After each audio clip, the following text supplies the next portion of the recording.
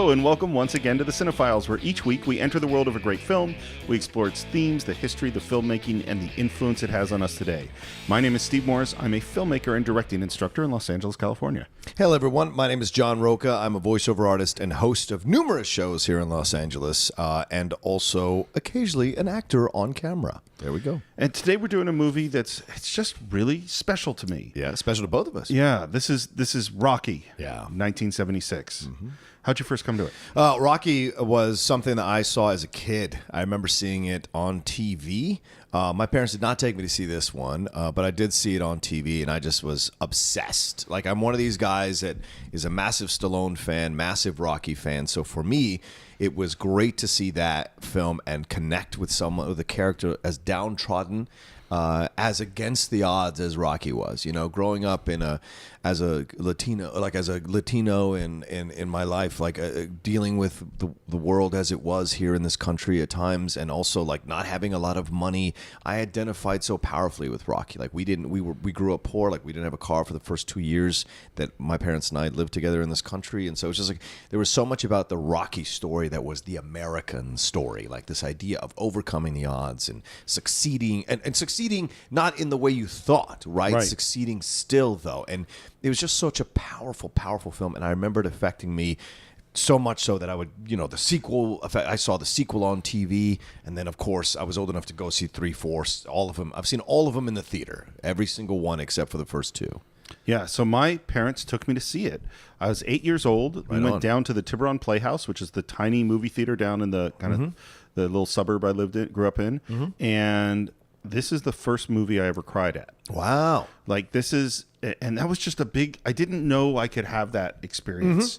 And I remember just being so moved at the end as an eight-year-old kid. Yeah. And then I can remember going to school the next day throwing punches. Not at people, of course, but just like singing dun dun dun dun, dun dun and running around throwing punches. And it just this viscerally affected me in this really strong way. Yeah. Of course, I've seen all the movies. It started my love of boxing, and the Rocky Rocky as a character is just so unique and so special and so in my heart, I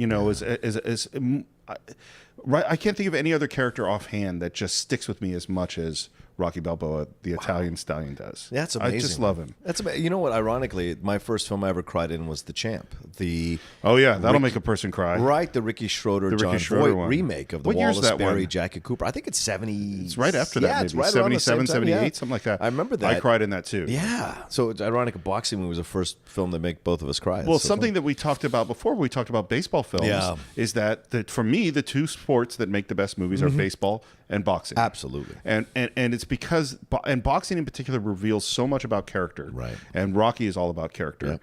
And we can't start talking about Rocky without talking about Sylvester Stallone. Yeah. Sylvester Stallone wrote this film, and there's only, if you talk about big movie stars, there's only one other instance that I can think of where a star wrote their way into success. Okay. And the only other one I can think of is Matt Damon and Ben Affleck in Good Will Hunting. Oh. But other than that, this is not how you get to be a star. Right. Stallone is a very, very smart guy, and he was really struggling. I mean, he was barely getting by. He was homeless a couple of times. Yeah. He had to act in some softcore porn that had bit parts here and there. And finally he decided, no one's giving me a part. And he's a strange looking guy in terms of Hollywood and leading men, and no one believed him in. And finally he decides to write this movie, and he went to see Chuck Wepner fight Muhammad Ali, which is a very famous fight where there's nobody whose nickname is the Bayonne Bleeder. Yeah. Goes 15 rounds with Ali, only gets knocked out in 17 seconds before the end. TKO. Yeah. And knocked Ali down in the ninth. Yeah. You seen the fight? I've seen the fight, yes. And there's a film out now. Oh, that's right. That's right. Liev Schreiber is playing Chuck Wepner in the film. Yeah. And if you watch him, he knocks Ali down. It's not a very clean knockdown. It's kind of a weird body build. Looks kind of like Ali might have tripped. Yeah. But from that point forward, Ali just takes him apart. And Chuck Wepner stays standing. Yeah. And Sylvester Stallone's in the audience. And he sits down and writes Rocky. Yeah. And it immediately kind of causes a sensation. And Irwin Winkler, who's a great storied producer, and Robert Chardoff decide to buy it. They offer Stallone a lot of money, and he says no. Yeah. It's an amazing story. I mean, the guy is literally eating dog food. Literally. So he says, at this time, they offer him maybe a couple $100,000, and he says, I want to be in it. And they said, no, you can't be in it. You're nobody. Right. And then they offer him, or they start off offering like $75,000, and then they offer him 100, and then they offer him 125, and he says no, and he says no, and he's going to lose his apartment, and he's out of money, and he's eating dog food, and he says no, because they wanted to go to our good friend Robert Redford. Yeah, which is insane. Yeah, and I can't remember who the Ryan O'Neal, I think, was the other one they were talking about. That makes sense. Makes a little more sense than Redford. Yes. And finally gets up to, I think, $200,000, and he says no, and they finally decide, well, we'll give you scale for the script, which is like $20,000. Right. And you can act in it, and we're going to cut the budget in a quarter, and you have to shoot the movie in 28 days. And he says yes. Done. The balls of that. Yeah. Sometimes you have to believe in yourself more than other people believe in you in a way that is almost crazy, almost stupid. But sometimes that's what it takes, man. Absolutely. Well, and what's this movie about? Yeah, a million to one shot. Yeah, the question is, how far do you push it? Right. That's always because there's a certain point, and we've seen people that we know take it too far and blow an opportunity. I blew an opportunity where I was working for I'd done a rewrite for Fred Weintraub, and then he asked me to do to come up with a new story for this thing he wanted. He said he'd pay me $500. So I said, okay. So I come up with my new thing, and I give it to him, and he doesn't pay me. Now, I had an in with him, and there was a possibility that I would write another script for him, and he made these really low-budget movies. Maybe I'd get to direct one at some point. A buddy of mine directed one for him, and he didn't pay me. And I went, you didn't pay me. And he said, well, I didn't like it. I was like, that wasn't our deal. Right. You know, our deal was you said, write this. I wrote it. I still really like the idea, by the way. Yeah. And now you didn't pay me. And he said, I'll tell you what, either you shut up about this and never mention it again, or I pay you and we never speak again and you walk out that door. Wow. And I said, pay me. Oh. And it was this pride moment of, it's obviously not exactly the Rocky story, but it was this pride moment where I was like, if I let him abuse me right now, he's going to continue to abuse me forever. So I had to stand up for myself, and I never spoke to him again. Wow. That was the end of our relationship. And it really, you know, and I go back and gone, man, I could have eaten some shit and maybe gotten another script. And because it was sort of Roger Corman. I mean, he was abusive. Yeah. In terms of taking advantage of people monetarily. Right. But, you know, it's a choice I made that I've thought about a lot, that maybe I should have gone the other way. Well, what's the other option? Like you said, you could have done that. You could have eaten some shit. And who knows, maybe if you had stayed in that sphere, you'd have hit it out of the park a couple of times, made your money, and then you'd have been demanding terms to him. You'd have been dictating terms to him. Or I would have had a film under my belt that I could have gone and taken out and gotten more work somewhere else. Well, that's what I mean. Yeah. And so, but the other option is you could have also just been abused consistently. And what would have that done to your physical health? What would that do to your mental health? Right. Well, and career health. And the movie that I had written, they took my name off. Yeah. But the movie is so horrible. Yeah. I only watched it once. I had to get drunk to watch it. It's so terrible. I'm kind of okay that my name's not on it. There we go. So anyway. You made the right decision, I think. So back to Sly. Yeah. So they shot this 28 days. It's very low budget. Yeah. They had 5 days they shot in Philadelphia. That's it. Wow. Which is amazing. They shot a lot just kind of run and gun, you know, going out without... It's by the way, one of the very first uses of a Steadicam. Oh. Barely working, just invented like that year. Steadicam is in Rocky. And it was funny too. When Stallone wrote this movie, you know the movies he was thinking about? No. It was funny because I was thinking about these movies. Okay. Mean Streets, Marty, sure, and On the Waterfront. Interesting. Yeah, that you can see that. You can definitely see that. It's so clearly there. Yeah. Yeah. New York is definitely, Philadelphia, rather, is a character in this movie. As much as Balboa, as much as Mickey, as much as Apollo Creed. Absolutely. And Paulie and all, and of course Adrian, of course, yeah. Well, and it's got the street life of Mean Streets. It's got the sweetness of Marty. Yes. You know, and it's got that boxer who never quite made it. Yeah. Like On the Waterfront. I mean, it's just so clearly takes elements from those films. Absolutely. Who's not that smart? Right. Right? Yeah. Like On the Waterfront, like Brando's character, yeah. All right, should we get in the movie? Yeah.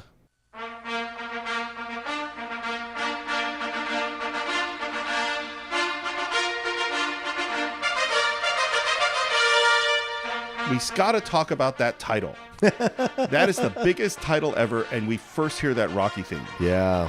That's a bold statement for your movie. It really is. But what a great way to get you into it. And we talked about on Star Wars how the fanfare ends of 20th Century Fox, and then there's just quiet, and then like it's just that way. I think they kind of took a page out of the Star Wars book because it was 1 year before, I think, if I remember correctly. So I think that's a great way to go because it's once again it's United Artists, black frame. Bum, bum, ba-da-ba, and then just coming across great Bill Conti theme. Yeah, man. Bill Conti, fantastic. And we go right into a fight with Spider Rico. Right. This was shot at the end of the film. So he's actually in the best possible shape. Yeah. And he really probably shouldn't be. But you could see just from fighting style, like we're in this grungy, divey place. And we see that he's not a great boxer. Yeah. And he gets headbutted. And then he goes apeshit crazy. You're right. Exactly. Yeah. It's a great beginning too, Steve, because it's under the picture of Jesus. Yeah. Right. This whole so you get this vibe. It's again the city, the character of the city. He's Italian. Like there's this connection. God is a big thing in Catholicism. Obviously, it's a big thing in the Italian community. That. Yeah, I've heard that about God. Yeah. Yes. So like all this, and so it's like it's this all there, and then you see him, and that's what's so great. Also, is like you have this amazing, fantastic score, and you're going into basically a club fight. Yeah. Basically. Yeah. And he's got some guy in his corner who doesn't really seem to know anything. Yeah. And then, he finishes the fight, he wins, and a guy comes in to pay. And one of the interesting things, too, he goes back to the dressing room with Spider Rico. There's no anger there. Right. Like, whatever we saw happen in the ring has nothing to do, it's not in him anymore. But there is that little kind of jibe because he says, you got lucky tonight. Yeah. Yeah, which is from Spider Rico. Yeah, from Spider Rico. No, I'm saying from Rocky. No, Rocky's right. not. He's got no anger. He doesn't carry it in there, yeah. They get paid. Yeah. $40. He gets 40, yeah. Yeah, for winning. And what is the first thing he asks after getting this ridiculously small amount of money? When can I fight again? Yeah. I'm telling you, the fact that Stallone is an actor who struggled for work. Yeah. Anyone who knows anything about being an actor has been in that moment. Yep. Getting completely fucked with and abused and having a terrible part in something and then saying, when can I do it again? Yeah. Yeah. When's the next time I get to try this? Yeah. When do I get to do it? Well, and also I think, Steve, when he's walking back to the locker room, and I think this is something that struck me watching it this time around for the podcast, you see those fans talking to him. You see that woman just yelling at him. He's a bum. You know what those people are? Those are the people on YouTube. Those are the people on Twitter. Those are the people leaving those comments now on those of us who are in the social media world of criticizing film or talking about film. Those are those people come to life. Right there. Fans are fans no matter what arena it's in, sports, film, pop culture, whatever. You are subject to being called a bum in any arena. Yeah, how's the view from the cheap seats? Exactly. I fucking hate it. Yeah. It's like, do we as artists or on this podcast or anywhere else make wrong decisions? Yeah. Sure. Of course, all the time. Sure. But you haven't been here. Yeah, You haven't been out directing a movie on set. You haven't been the quarterback at the Super Bowl. You haven't been. This stuff is hard. Yeah. And there are going to be mistakes, and it's it really, really, really bugs me. Yeah, because calling me a bum is not an opening for discourse. No. Pointing out intelligently your points of views with correct grammar and correct punctuation. Then I read and listen and respond, and we can have an intelligent back and forth. You calling me names is no way to impress, and which is what struck me watching that part. But those are the people in the cheap seats, right? Yep, they're in the cheap seats. Yep. So he takes a walk home, goes by this pet store. Yeah. Walks by Mickey's gym, sees some guys on the corner. That's Frank Stallone, his brother, singing on the corner. Yep. Heads up to his beautiful apartment. Yes, beautiful. Yeah, sure. That's some great production design. Yeah. And really showing, because Hollywood has a tendency, even when people are poor, to somehow they're in a 3-bedroom apartment in Manhattan. This is not that. No, not at all. He's got his animals. He talks to his animals. That's who keeps him company. And he has all, and it's a great scene because it establishes his world. Right. And it's fantastic in that way. And he starts practicing saying this thing in front of a mirror. We don't quite know what it is. Yeah. And one of the things you see with Rocky, you see him throughout the movie, he is always throwing punches. His body is always almost like a twitch. Like he's always just moving a little bit to throw a punch. And then the next morning, We go back to the pet store and meet Talia Shire. Yep. Adrian. This is her best performance. You know, it's like she's fine in The Godfather. She's good, and she's in other things, and she's good. But this performance as Adrian is so unique. It's so powerful and so lovely. She's great. When she has the chance to shine in movies, she's fantastic. Yeah. She's great in this movie. She's great in Rocky 3, and she's great in Godfather 3, even though Godfather 3 is a crap film. She's fantastic in it. Yeah. Part of her audition, she auditioned for this. Part of our audition process, by the way, was that John Alvinson, who is the director, gave her $8 and said, "Go buy your wardrobe." And she went out and bought clothes and came back, and that's the clothes I think we see her in this first scene. Wow, that's great. It's actually a really cool director move for this character. Right. Because her costumes, her outfits are so a part of who this character is. Yeah. And I don't know if there was a picture in the dictionary under painfully shy. Yeah. It would be Adrian at the beginning of this movie. Absolutely. I mean, she is almost doesn't exist. She's so shy. But still sneaks glances at Rocky. Because Rocky's been stopping by this pet store, we feel, for quite some time. Right? He knows Butkus. Yeah, the other woman that walks in, who's kind of her boss, is like, talks about the turtle food, talks about, makes fun of his jokes. So he's been stopping by for quite some time. Absolutely. This obsession with Adrian has been around for a while, right? This attraction, rather, I would say. Well, and this is the interesting thing about Rocky. Rocky is not attracted to glamour. No. Rocky is attracted to Adrian. Right. And if you look at all the people in Rocky's world, they're all flawed and complicated, and Rocky has just endless levels of love for these people, even when these people aren't very nice. Well, he has his moments, too. Because he understands this community. Absolutely. He is part of this community. He has his moments of anger and lashing out, but Adrian is like what that old Benny King song, A Rose in Spanish Harlem. She is that rose in Philadelphia that he sees, that no one else can see, seems to see. Absolutely. He sees her beauty, Yeah, absolutely. That's a great point. Yeah. And by the way, the dog, Bupkis, that he talks to, that's Stallone's dog. Yes. That's his real dog. Yeah. So now we get to go see Rocky go to work on the docks. Gazzo. Yeah, he works for a loan shark. Yeah. And you see both things. You see his scariness, and you see his heart. Right. Because he doesn't break the guy's thumbs. Nope. And the guy begs him to take his coat. The guy begs him that he'll pretend as if he broke his thumbs. He'll walk around with all that kind of stuff. But Rocky knows. Rocky knows you can't get away with that stuff. And this is, we talked about this phrase before. This is save the cat. There's a lot of save the cat, which is we have a character that we're worried you're going to.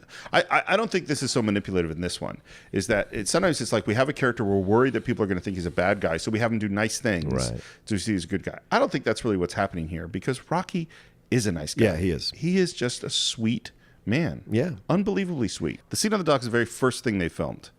And there's a stipulation in Stallone's contract because the studio is so worried about this non-star playing this part that if he's not good, they can fire him. And so when he's playing that scene, he's like, it's on the line. Wow. Yeah. Can you imagine that pressure? Yeah. Like knowing the studio doesn't want you. It's like, you better be good today. If you want something and you're putting the studio's balls in a vice, you better show up and you better represent when your time is called because that's how it works. Well, this is part of the magic of this movie. Yeah. Because this movie is the Rocky story. Yeah. This is the movie itself. Movie. This is Stallone in this moment. Yeah. He's an unknown nobody who's completely on the edge of giving it up. Yeah. And he's got one shot. Yeah. And he makes the most of it. $1 million to one shot, exactly. It's $1 million to one shot. It really is. And Joe Spinell does a great job as Gazzo. Just He's a fantastic actor. We see him in Godfather as well, and of course Talia Shire is Coppola's sister. Right. So there's all that connection around the film. Yeah. Well, and Stallone met him when they were extras on some gig. Oh wow. Yeah. And just always liked him. He works great. And he's great. He's great. He's so natural. How come you didn't break this guy's thumb like I told you? Well, how do you know I didn't break it? You don't think I hear things? Did I give you a job this morning or I didn't? Yeah. Huh? Yeah. So why didn't you break his thumb like I told you to? When you don't do what I tell you to do, you make me look bad, Rock. I figure if I break the guy's thumb, he gets laid off, right? He can't make Yeah, well, no don't money, figure it. can't Let me pay do the out. figuring, okay, Rock? From here on, just let me do the figuring.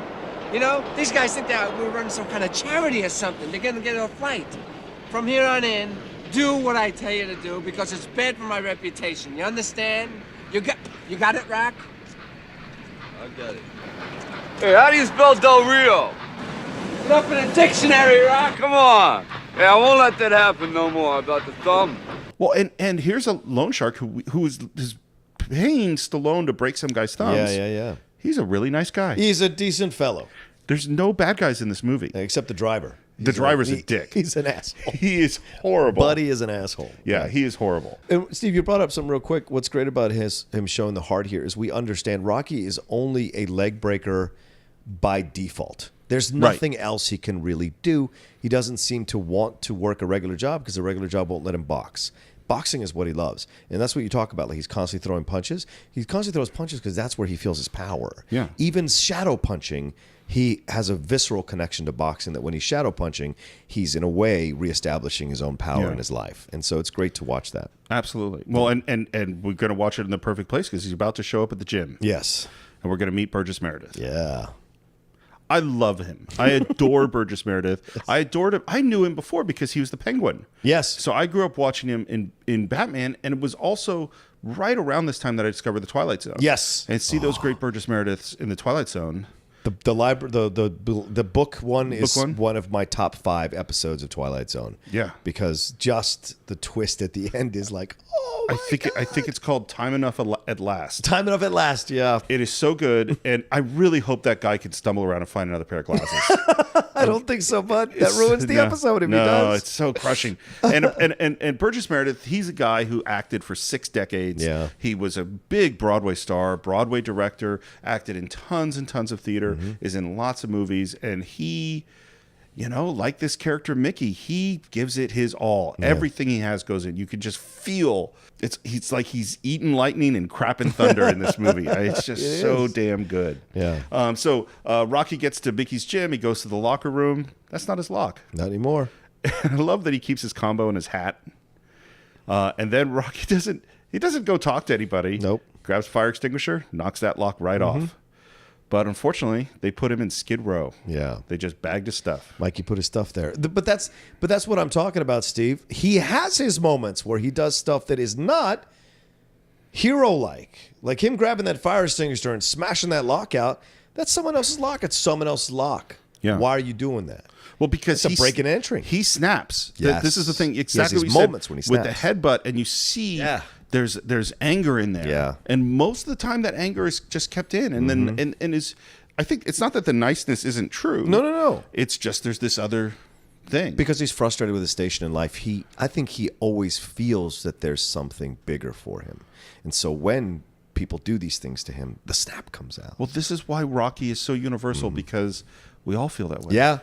We all think we're the hero of our own story and that we're the special. I mean, like people approach this different ways, but certainly, if you're an artist out in this world, you have that feeling, and you also have that feeling of Rocky that someone just put your stuff on Skid Row and there's someone else's lock on your locker. That's right. And I didn't know those feelings when I was 8 when I saw it. Right. But I know those feelings now. Right. He goes out to talk to Mickey. Mickey's not nice. Nope. Hey, Mick. Shut up! Time! The hell, what do you want? How you feeling today? What? I said, how you feeling? What are you, a doctor or Well, something? you got problems today? Never mind my problem. What's your problem? My problem is I've been talking to your man Mike. I want to know how come I've been put out of my lock. Because Dipper needed it. Dipper's a contender. He's a climber. Do you know what you are? What?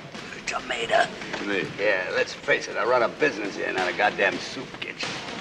Did you fight last night? Yeah. Did you win? Yeah, I won KO in a second. Yeah, who'd you fight? Spider Rico. He's a bum. You think everybody I fight is a bum? Well, ain't they? You got heart, but you fight like a goddamn ape. He's just pretty insulting to him. Yeah, he is. He immediately just is undercutting Rocky from the beginning. Yeah. Like just cutting him out. Not a nice guy. No. And Rocky goes back to the pet store. Yeah. A lot of this is improv, this scene with Talia. Oh, really? Kind of the joking around. A lot. They did it. Oh. What Sly said, and he says because remember, Stallone goes on to be a director. He's not directing this movie. Right. What he says is that this is a thing he likes to do, that you do a scene 2 or 3 takes on the script, and that the script can get a little stale. And so for the 4th take or the 5th take, let's play with it a little bit. Yeah, and yeah. that's a lot of this scene, is a lot of him and Talia Shire playing with it. Really good. It's scene. really sweet. Really sweet. Yeah. And we go to the tavern and we meet Paulie. Yeah. Burt Young. I need a Cadillac to connect with your sister. Something wrong with my face, you know what I mean? Sometimes she gets me so crazy, I could split her head with a razor. Don't get mental, man. You know. Well, you caught me in a bad mood. You're always in a bad mood. Adrian ain't sharp. Adrian is a loser.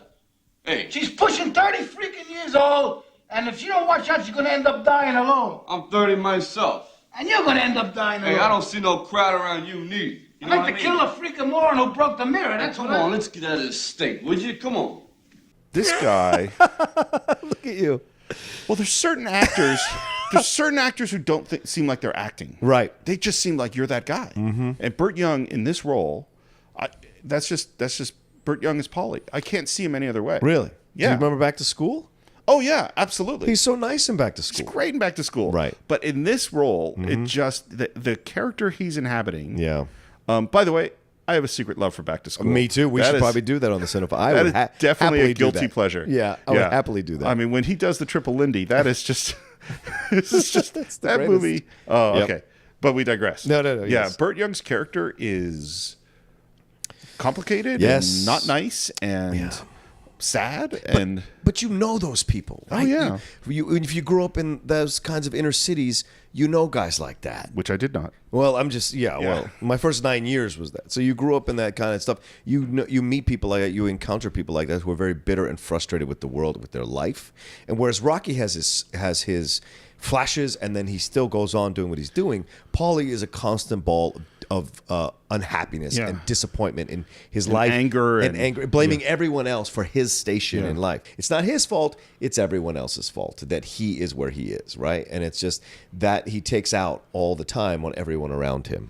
Yeah, and you sit there and go, how does Rocky tolerate this guy? Yeah, But Rocky loves him. Mm-hmm. Rocky loves Paulie. And one of the go also ahead. because he's Adrian's brother. Well, yeah. It's that kind of thing. But do you think that's do you think No, that's I don't think it's manipulative at all. Yeah. I think he does care about him, but also because he's Adrian's brother, he cares about him. Yeah. Like I think they were friends first, I think and so, then too. Adrian grew, and then he developed a love for I think they went to Adrian. school together Yes, or whatever, something absolutely. like that. Sometimes you can't choose your family, you choose your friends, and sometimes your friends you have to kind of deal with the bullshit that goes with it. Well, not sometimes.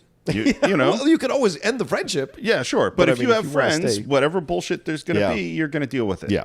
And one of the things you notice throughout these sequences, basically everybody likes Rocky. Yeah. He is this outgoing guy, and everyone says, hey, Rock, how you doing, Rock? He's just this fixture within this community. Yeah. You know? And there's a really interesting moment. He's talking to the bartender, and we see Apollo Creed. It's our first view Yeah. of Carl Weathers on the TV talking about the big match he has. And the bartender says something negative about him. Yeah. And Rocky will not have it. Nope. This is going to be the greatest sporting event in the country's history. A gala occurrence with me beating Green like he committed a crime. Would you take a look at that guy? The heavyweight I championship mean, where of the the real world fight is be going to held in come the from? only The place it can pros. be All we held. got today are jig clowns. On January 1st, the first major event in the country's history. That's right, clown. Craziest man is champion of the world. He took his best shot and become champ. Huh? What shot did you ever take? But that tells you the difference. That's what I mean. The bartenders of the community, his idea of success is running the bar. Rocky always has a bigger idea. He appreciates people who are successful at that level doing what they're doing. He's not chasing glamour, but he respects success. Yeah. And in his skill. mind. And skill. Right. And so when he says to that guy, what'd you ever do? Hey, Rock, you're not happy with your life. That's your problem. Yeah. I'm all right running a bar. And that's the argument of both. That's both sides of that argument, right? Well, and interesting thing, unlike Paulie, Yeah. who has illusions about himself. Delusions. Yeah. Delusions. Yeah. Rocky doesn't. No. Rocky knows, he might not want to say it, You're right. but he knows what he is, and he knows what it takes to be Apollo Creed, or has a sense of it. And he knows he hasn't done that. Right. You know what I mean? Like, Right. so whereas the bartender, again, you know what? The bartender's in the cheap seats. Yeah. And Rocky knows that the bartender's in the cheap Right. seats. That's what it is. Right. That's a great moment. So Rocky heads home. Yeah. Finds this girl Marie with these guys where they're trying to get some liquor, and she's, what do you think she's, like 13? 13, 12. Yeah. She's 12. She says she's 12. Yeah. And he rescues her, So to speak. and he lectures her. Right. You see, they don't remember you. They remember the rep. You understand? Hey, you got a boyfriend? No, you ain't got a boyfriend. You know why? Why don't you think you have a boyfriend? Because you're hanging out with them coconuts in the corner. You understand? You hang out with them coconuts, you get nowhere. They're lemons. Lemons. You hang out with nice people, you get nice friends. You understand? You hang out with smart people, you get smart friends. You hang out with yo-yo people, get yo-yo friends. You see, it's simple mathematics. What do you think of this scene? I love this scene because once again, it's a furthering of Rocky's, like, whether misguided or not, his impulse to help people, to do the right thing, Right. to be a kind of almost like, I don't know, like a shepherd in this inner city, to show that there's something bigger. You can be better. You can be something else. You don't have to be a product of this inner city. You know, there's a thing where he says that to her throughout. You know, I don't want to say, and he says it in a nice way. He's like, I don't want to say the word, but it's whore. You know, he says it almost like it's almost like a cuss word coming out of his mouth to say it, and he's trying to help her see that, like, certain guys you're only going to attract certain guys by acting that way. So he's trying to help her. I totally agree. And here's one of the things I was thinking watching it this time is I'm going to reveal a little bit of my full geekiness, but Yeah. I have in the past played some Dungeons and Dragons. Yeah. And in Dungeons and Dragons, the way it works is you have attributes for your character. So this is how strong he is, and this is how dexterous, and this is how much endurance or whatever. And they each get a number. And one of the things that I always thought was brilliant in the game is that intelligence and wisdom are separated. Yeah. So you could be very intelligent, but not very wise. And Rocky is the opposite of that. Right. He's not that intelligent, but he's wise. He's wise, yeah. He's a very wise person. He has an understanding about humans and about life that's really deep. Yeah. But he's not always that bright. Yeah. And I love the ending of this scene because he does this whole monologue Yeah. as he takes her home. Yeah. And what does she say to him? Hey, Rocky. Yo, Screw you, creepo. Screw you, creepo. Right, exactly. It is great because it's such a great button on the scene. And he doesn't get mad. Nope. He turns around and says, right, screw you, creepo. Who Yeah. are you to try to tell people what to do? Who are you? And that's his own internal monologue. Because, and also externally, he's a creep. Yo, for walking her home like that? No, Or what I'm do you- saying his appearance. Oh, he works yeah. for a loan shark. Yeah. I mean, like he, Good you know, points. Good points. I mean, like there's a lot. If you just looked at him sort of from the outside, didn't get to know him. Yeah. He's a creep. Well, we'll talk about it too when we get to Adrian and their date. Right. You know, externally, Yeah. Rocky's doing some creepy stuff. Yeah, kind of, yeah. Well, what's interesting, too, in this scene is that they bring it back in Rocky Balboa. Have you seen Rocky Balboa? Yeah, I have. That's the girl. I don't remember it. I saw it in the theater. Yeah, I don't. The, I haven't the only girl watched that, it once. the girl that, like, fighters fight that shepherds him through this. That's Marie. Oh, interesting. Yeah, and because she says that when she's working at that bar that guy used to own. She's the bartender there, and she tells him, "You might not remember this, but you walked me home one day and tried to get la la la," and that's her. Yeah, I didn't because I saw it. I want to watch it again. I keep meaning to. Yeah. and I only saw it the once in the theater. Really liked it. It's okay. Yeah, Creed is better. Creed is definitely better. My God, it's such a good film. Creed is a really good movie. We gotta wait 10 years, I guess. Yeah. All right. Anyway, Well, it's only. I think it's only 9. 9 now. It's all a year. It's a year old. yeah, So, someday we could break these rules. yeah. Someday soon, maybe. Yes. So now we saw him a little bit on TV, but Yeah. now we get to meet Apollo Creed. Yeah. Man, Carl Weathers. He's so great. Do you know? I just found this out. Yeah. Who they originally cast? No. Ken Norton. Oh shit! Really? Yeah. And Ken Norton dropped out right at the end and How said, funny. I'm so glad he dropped out. Me too. I'm not a fan of casting boxers to play these. They're not trained actors. No. They're not. It's really rare.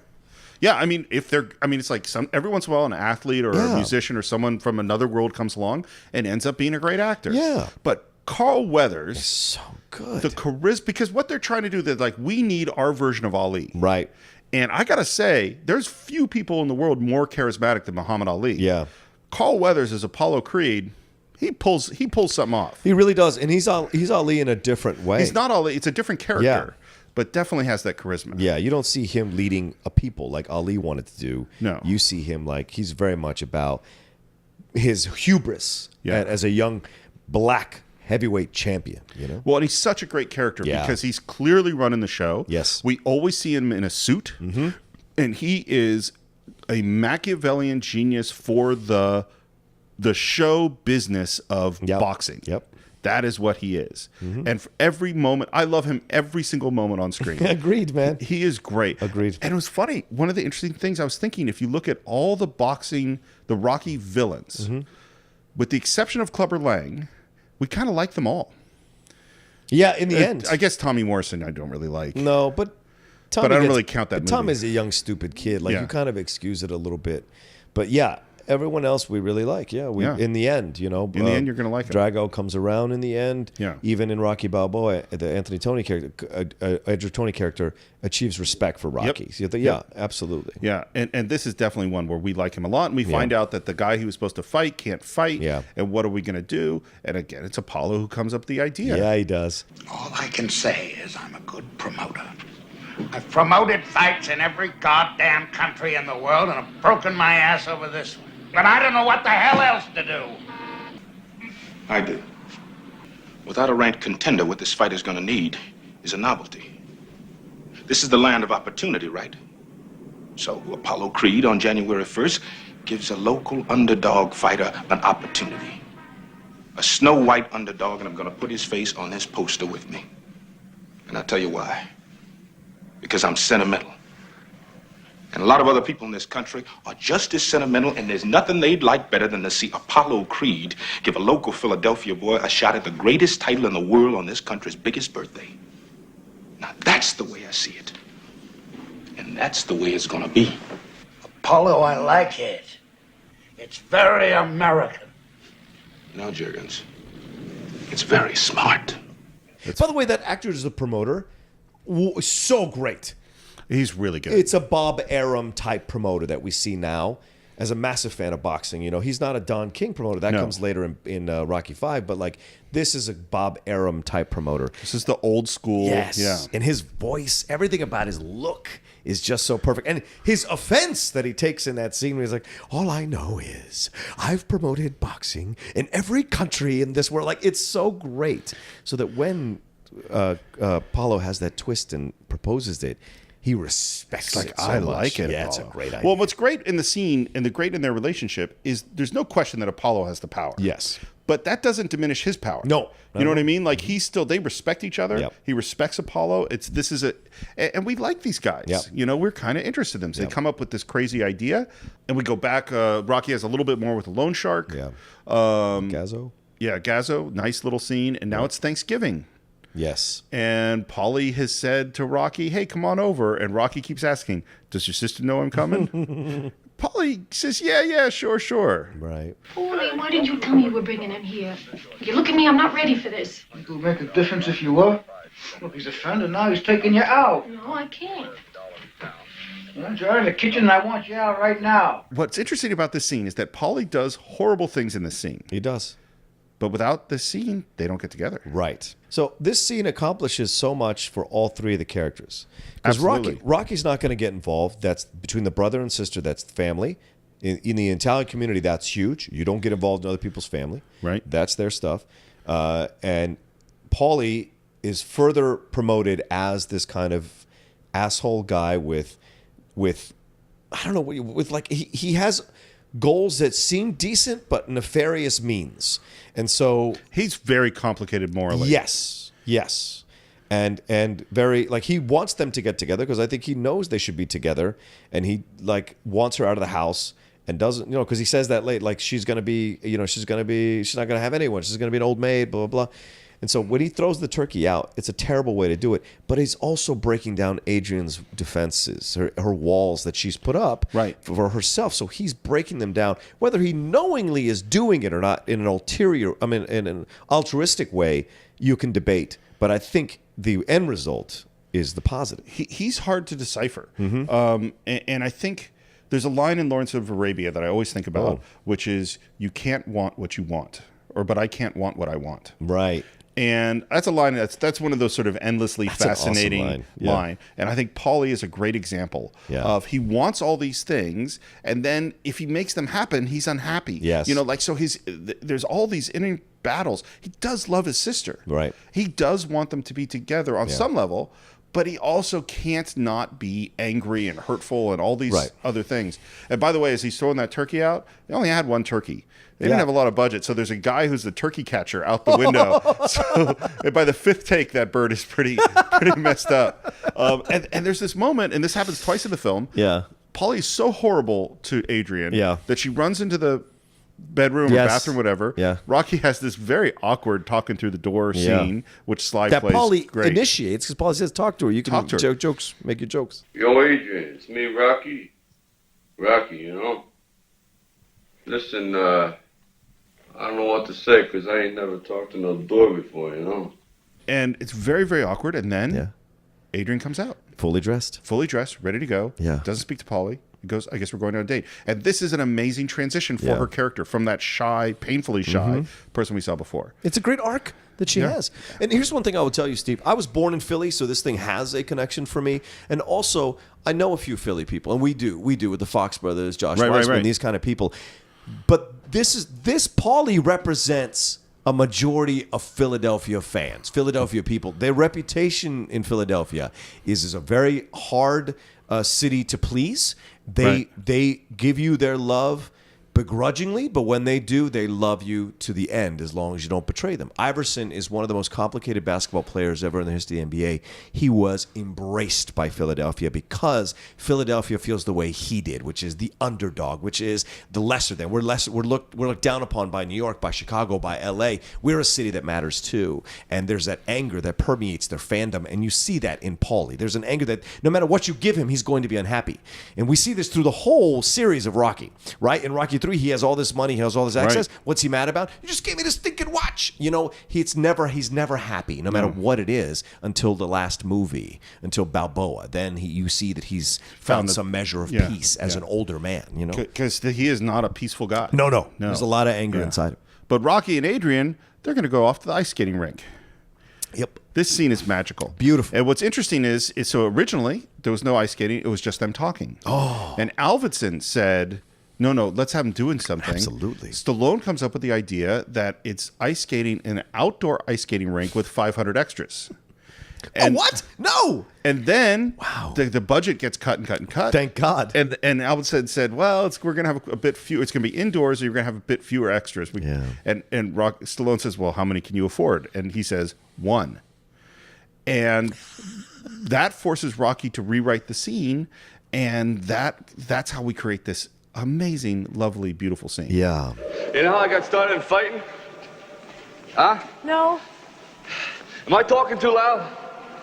3 minutes! My father, he's, my old man.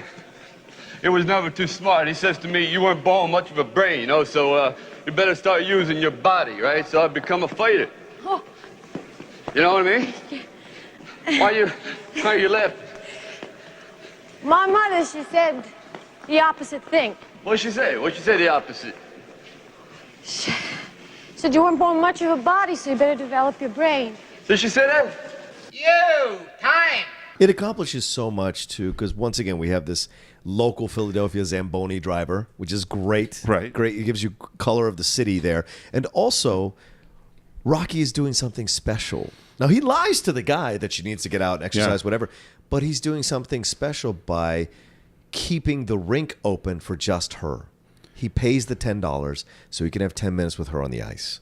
And that's magical in a movie. And how many times has anyone done anything special for Adrian? Exactly. I mean, we assume their parents have died. Yes. We know that Adrian's doing all the work in the house. Yep. She's taking care of Polly. He doesn't do special things for her. Right. You know, and the scene's so lovely. And one of the things you notice is, man, Rocky doesn't shut up. No. Rocky talks throughout the whole film. And in this scene, he's just like a monologue. And she starts to talk back. Yeah. You know? Yeah.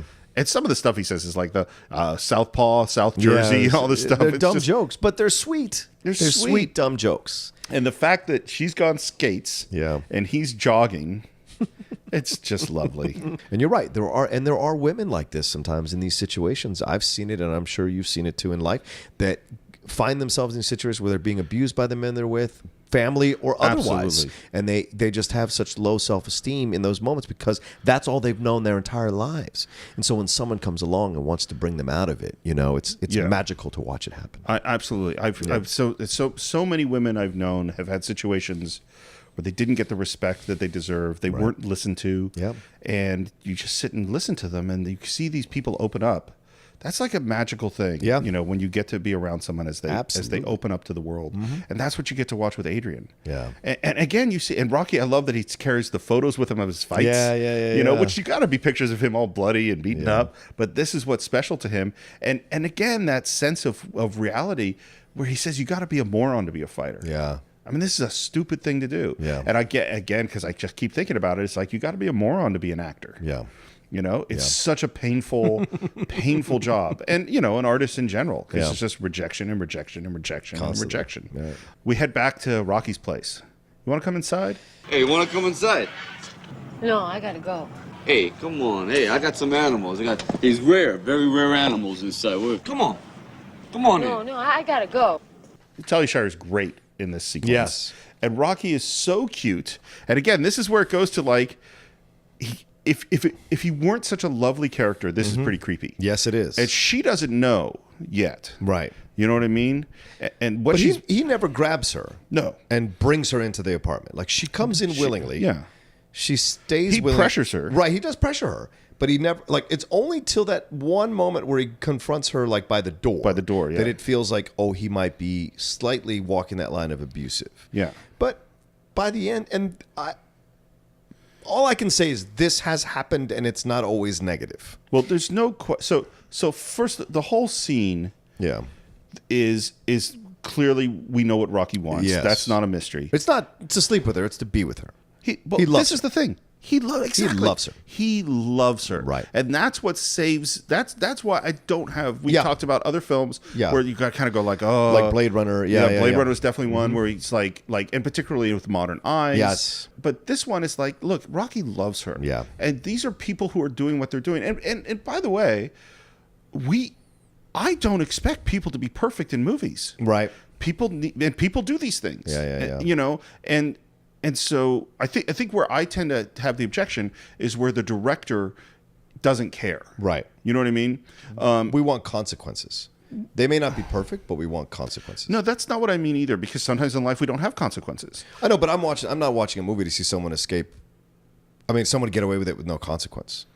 Right. I understand that. That's not Yeah. my feeling. My Right. feeling is more like it's like the difference between is a character in a film a racist or is the director a racist? That's yeah. my feeling. Gotcha. Is that so? Is this character insensitive to this female character at this moment, or does the director not care about women? That's a fair point. You know, that's sort of where I kind of feel it. And in this case, I mean, like the moment it's because what we see, it's also how the scene concludes. Right. Because Rocky's moving in, and there's something about that moment when he puts his arms up on the pull-up bar. Yeah. And he's in the tank top. Yeah. That's so sexual and vulnerable and strong. Yeah. And there's something very raw about Rocky in this scene. Yeah. You know, and I think part of it comes from he loves her. Yeah, he does. You know? And then he puts the hand on the door. That's the most sort of aggressive moment.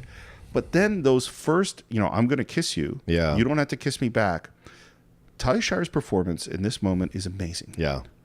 Her, So nuanced, man. yeah, there's like 20 different little actor beats of I move away, but I look up. Is he really going to kiss me? Yeah. And then I kind of want to kiss him again, Yeah. but he was pulling away, so I put my head down. It's all, there's so much happening. And then she surrenders. Yeah. Which is really powerful. It's really powerful. Yeah. Because she also, but brother, I'm sure she's been hurt throughout her entire life by people she's trusted Yeah. or thought cared about her. And so does she open her heart up again? The thing I come back to, Steve, in this scene that she says over and over again is, I don't think I belong here.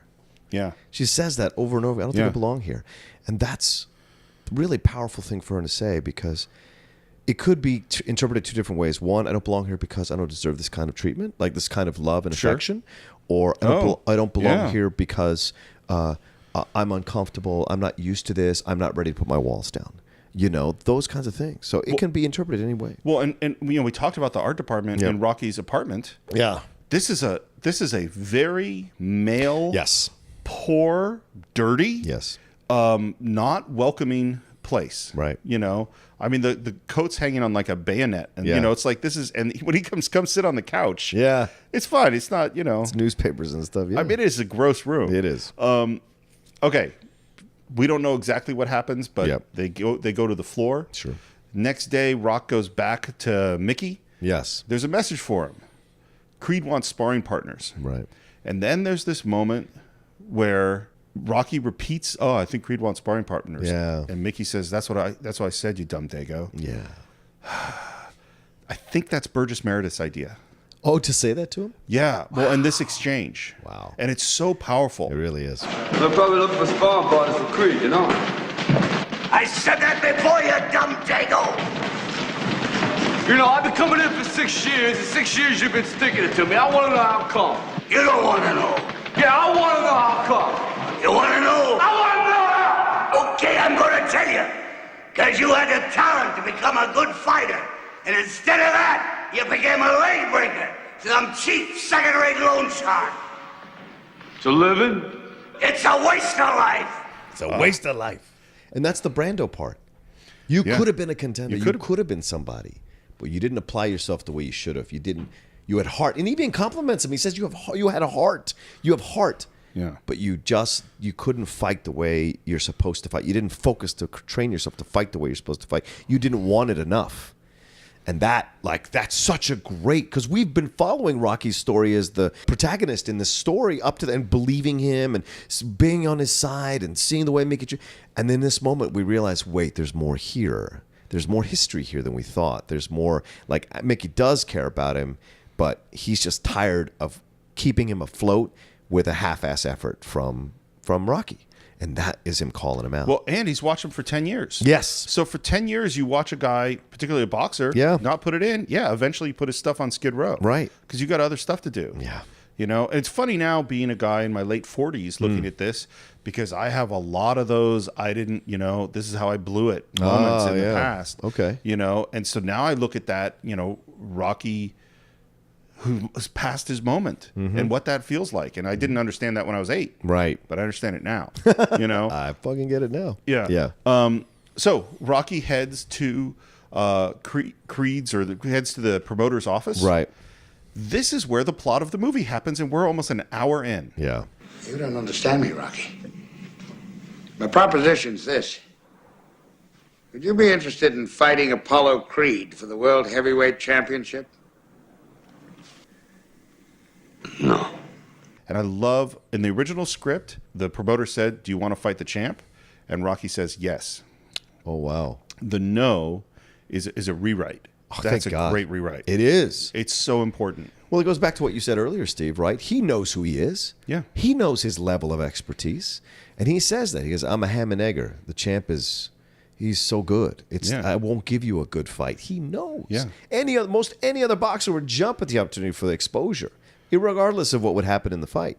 But he's such a noble guy that in his mind, he doesn't want to insult the champion by bringing a lesser ability to the ring for him to waste his time on. Like, that's just so powerful and speaks to his goodness, Well, and he's scared. Yes, well, that too, I'm sure. You know what I mean? Like, and that what he says finally is like he's gonna do it. Yeah. There's that slow push on his face. That guy's scared. Yeah. And he should be. Right. He should be scared. He's taking on something impossible. Well, and you bringing up the actor stuff, that's Stallone, Yeah, absolutely. You got to show up and we got to do that dock scene and you better knock it out of the park or you don't get it or you don't get this film. And it's just like, yeah, you want to fight the fight. Yeah. Yeah, I'll fight the fight. Yeah. I mean, yeah. It's great.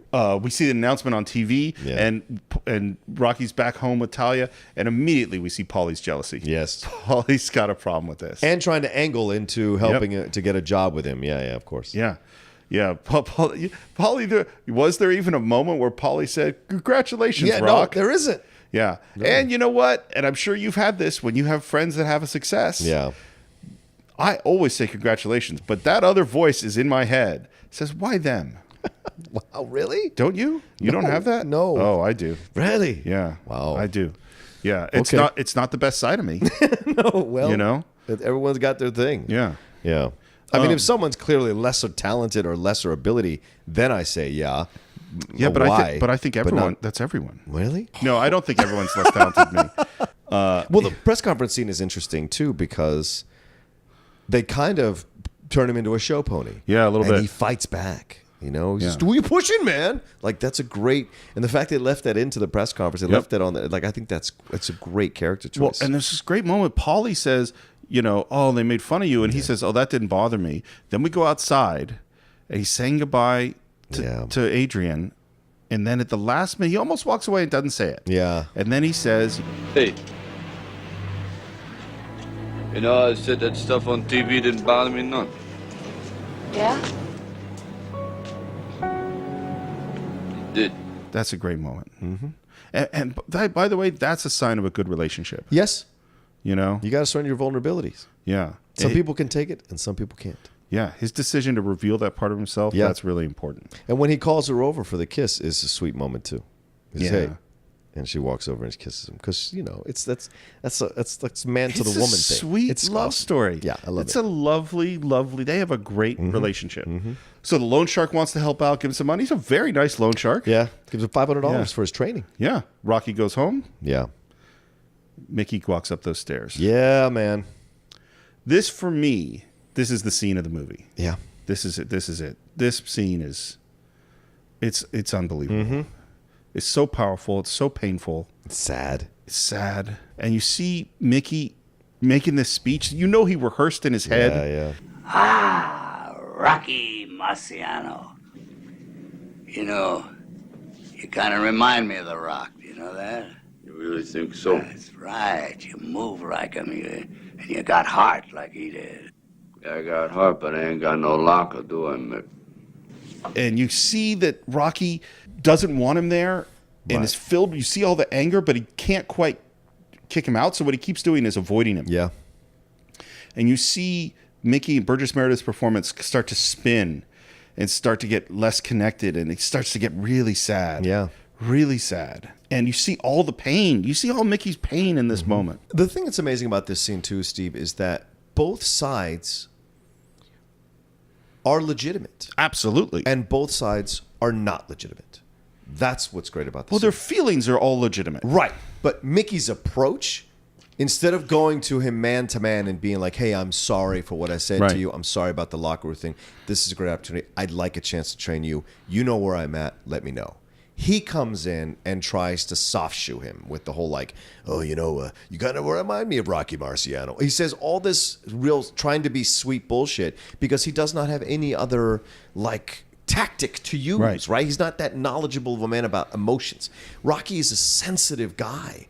Because of whatever reason, he's just born sensitive, whatever. And he's been abused. So we see, like when he sees that picture of himself, like that picture of himself on the window, in the mirror rather, is such a, like it's a heartbreaking picture of a guy. Yeah. You can see there's pain even in that kid's eyes. And so when he's walking and doing his stuff, it's now Rocky's turn to have his defenses, his walls challenged by Burgess Meredith not leaving his house, as opposed to him breaking down Adrian's walls by not letting her leave his apartment. And so it's reverse. And that's Rocky tries to avoid. He goes into different rooms. And then when Mickey opens the door and closes it because he forgot his hat, Rocky comes back out, then comes back out. And then Rocky lets it all out, like lets out his real anger, which I think is directed at his parents, at people in charge of his life. It's everything. It's everything he's held in. Yes. Everything he's held in. As it just all comes out. Yeah. And it is so, just like to me, there's a direct connection between this scene and the headbutt and the response to the headbutt is like, this is that Rocky has this, Rocky's a lovely, wonderful person who has this fire of anger that is contained 99% of the time. Yeah. And then when it comes out though, it comes out. You 10 years you come to my house. Huh? What's the matter? You don't like my house? My house stink? That's right, it stinks! I ain't had no favors from you! Don't flaunt around me! Talk about your pride. What about my pride, Mick? At least you had a pride! I ain't had no pride, I ain't had nothing. Legs are going, everything is going, no one's getting no nothing. Guy comes up, offers me a fight. Big deal, wanna fight the fight. Yeah, I'll fight the big fight. I wouldn't want to fight that big fight that was gonna happen to me. I wanna get that! I wanna get that! And there's so much pain in this and so much anger, desperation. And I really think, we don't know anything about Rocky's parents, but I really think that Mickey is the father who didn't love him. Yeah. You know what I mean? Like, this is the guy who, when he was 20, he thought was going to be there for him. Right. And he feels this guy wasn't. And right. all of that. And he's been holding all of that in. Man, he lets it all out so powerfully. Yeah. And and I've been there. I've had those moments in my 20s where I'm just yelling at the world about like, why this? Why didn't I get that? Why weren't you there? Like yelling at God and saying, why aren't you helping me do this? Why are you abandoning me? Why are you like, you wanted me to praise you? You want me to worship you? Why aren't you giving me this? Why haven't you like, there's that frustration because once again, what's great here about the scene also is like Rocky's a shot at the title is $1 million to 1 shot. Adrian's shot at love is $1 million to 1 shot. Rocky and Adrian being together is $1 million to 1. And Mickey having a shot at training at champion is $1 million to 1 shot. There's so much going on here of all these down on their luck people with this chance at greatness, and they're going to do they're doing whatever they can in their limited abilities to seize it, and it's so great. And all of them are fragile, yes, and hurt, yes, and you could see Mickey's hurt. Oh yeah, Mickey going up the stairs, but then really Mickey going down the stairs, literally hat in hand. Yeah, literally hat in hand. And you see, and there's this moment where he says, I'm 76 years old. And that's everything, man. That's the truth on the table, man. That's I'm about to die. Yeah. That's what, this is it. There is no other moment for me. And still, and Rocky matches it when he's slamming into the door, and he's like, "You want to train? You want to fight? I'll fight. I'll take you fight." He gets all of it just going out, saying himself, like, I didn't see this coming, and all these people now all of a sudden want to care about me. Why didn't you care about me before? Why weren't you fucking there for me before? And for the moment he gets the fight, I think what's in Rocky's head is, I'm going to be hurt. I'm going to be humiliated. Yeah. I'm going to be. People are going to laugh at me. Yeah. And I have to. And there's nothing I can do about it. Right. I just have to go forward. Right. I'm trapped. Gazzo has this great line where he says, "You've never had any fortune in your life. It might be turning around." Right, when he gives him the $500, and that's like the window into what people who know Rocky for a long time think about his life and his world. And when he runs out the stairs, Mickey's almost scared, which is a great character choice by Burgess Meredith to turn and be almost like, because he's just been yelling at him, right? Yeah, well, and the fact that they resolve the conflict in silence. Yes, from far away. Far away. Oh, it's brilliant, Steve. We don't get to know what Rocky says. Nope. It doesn't matter because we saw him come down. You did it. Yep. That's one of those filmmaking things of like, no, don't mess it up. Right. You got it. Right. We don't have to know. It's beautiful. It's a beautiful moment. So it's time to start training. Yeah. Let's drink some eggs. Let's drink some eggs, son. So apparently Stallone used to do that. Wow. Because he didn't have a stove. And so he would buy a dozen eggs and he would get up and drink 6 of them. It's not the same.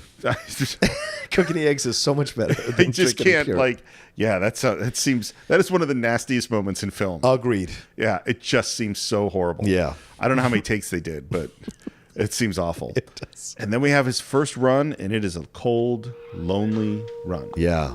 Through the city. Once again, the city having a character in this film. Absolutely. It's beautiful. Yeah. And almost all that's all stolen shots. Oh, they're just out shooting. Because they look like 3 in the morning, 4 in the morning, Yeah. And they get to the steps, the famous steps, which now those are the Rocky Steps, which is, I think, a museum in Philly. And he goes to visit Paulie in the meat locker. Yeah. And this is where Paulie, man, he's just going to keep pushing and keep pushing. And that moment where he starts asking about Adrian. Yeah. That's crossing a line. Mm-hmm. You balling, huh? Hey, you don't talk dirty about your sister. And Paulie hits the meat, and then Rocky hits the meat. Yeah. Man. Yeah, he goes at it. And he scares the shit out of Paulie, which is why Paulie hands him the meat, and then he says, like in this weird kind of grabbing his hat way, if you do that to Creed, they'll put us in jail for murder. That's Burt Young's great. He's so good. Yeah, and that's a great show don't tell moment. Yes. Is that he doesn't say, "Hey, don't disrespect Adrian in front of me. Don't stop messing with me." He doesn't say that. He just hits that meat. And by the way, Stallone says, "Don't ever hit a side of meat. It hurts." I tried it. Oh, really? Yeah. Back in I think in my teenage years or whatever, we went to visit some farm or something, and they had those meat hanging or whatever. And I tried it. Holy crap. It's no joke. Well, there's ribs in there. I know, but it looks like it's possible when you watch the movie. Yeah. Oof. We have another sweet little date scene with Adrian. Yeah. And you notice that her wardrobe, she looks prettier and prettier in every scene. Which he comments on. Yeah, absolutely. Now we're training with Mickey. And now we're starting to really get into some training, and Mickey's giving him some advice, and we're like, okay, this is going to be good. Yeah. We show up back at the slaughterhouse. There's a TV crew there now, and Paulie sets something up to make some money. Rocky hits the beat for the TV reporter, who's a real reporter, by the way. And we cut to the promoter's office, and Creed's trainer, Tony Burton, is watching. Mm-hmm. Which is a great thing to add, Steve, right? Yeah, it's great. Yeah, because someone's got to take this kid seriously. Yeah. And it foreshadows what's going to happen in the ring. And it's brilliant to see that because once again, we're allowed to see Apollo. This is Apollo's Achilles heel is his hubris. It is the reason why he succeeds. It also is the reason why he does not. He loses the championship to Rocky because he has this hubris. It's a great moment in the sequel, rather not in this one, obviously. Right. But yeah, it's a great moment, and Tony Burton's reaction, to that of kind of just sitting forward and champ, you should take a look at this, is great. It's the first little inkling we have of like, oh, yeah, something might be good. Right. But I also think this scene in the meat locker with the reporter is great because Paulie and Rocky have that little exchange that everything's all right, which happens between friends, right? He makes that joke. Yeah. And Rocky laughs, and I think that's probably a natural moment between them, maybe even improv. Yeah, because it seems so natural. Seems really natural. Yeah. So they made up. They're going to be okay, but not for long because we're about to have a big fight. Yeah, and this fight is so intense. Yeah, Paulie comes home drunk. To be fair, he does catch them talking about him behind his back. They are talking smack about him. Yeah, in his house. Yeah.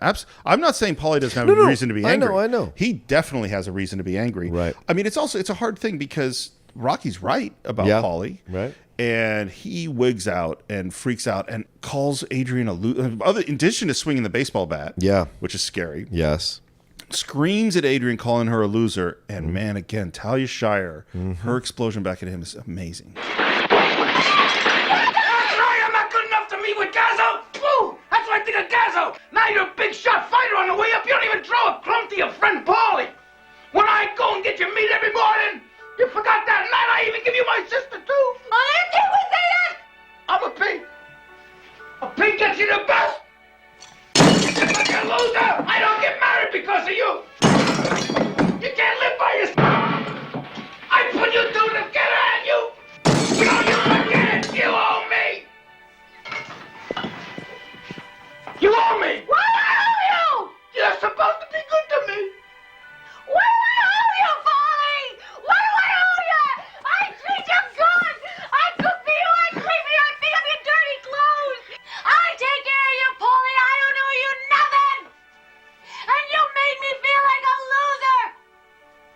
I'm not a loser. Yeah, and that's the first glimpse of the Adrian we're going to see in subsequent movies. Right. Who's going to be the engine behind Rocky.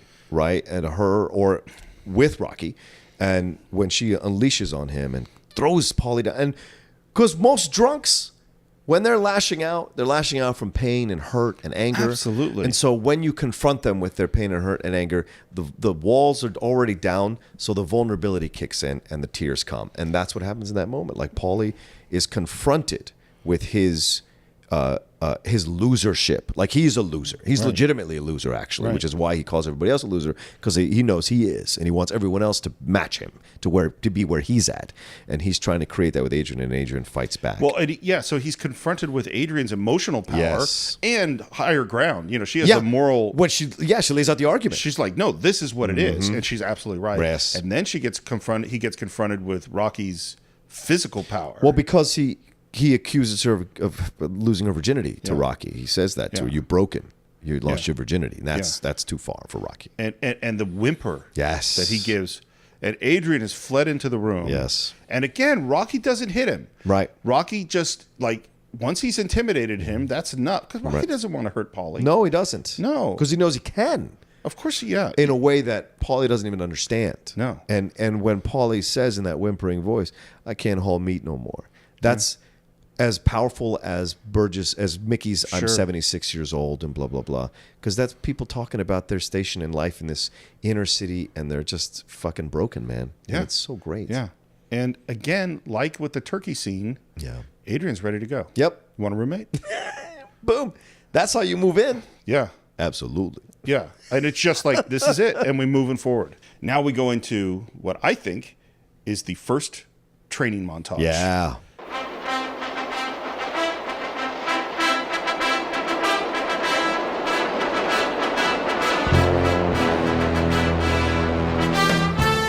This is like a whole genre that gets started here. We get the music, We go from the running to the sit-ups, the push-ups, the punching, getting hit in the belly, all this stuff. It's a great training montage. Did we ever see training montages in any other film before this moment? I don't know the answer, but this is obviously a huge one. I mean, there have been montages in gladiator films, like in Spartacus, there's a montage.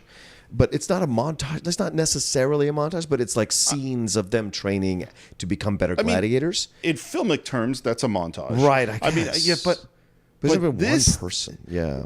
I think it's just this is so influential that this becomes the iconic, let's have if we go to Team America, we're going to need a montage. Yeah, right. The hour's approaching to give it your best, and you've got to reach your prime. That's when you need to put yourself to the test and show us a passage of time. We're gonna need a montage. Ooh, it takes a montage. Like this establishes this is how these montages work. Exactly. And it's great. And again, you see, which we see from Stallone for all these Rocky movies, the dude's impressive. Yeah. And this is not easy. No.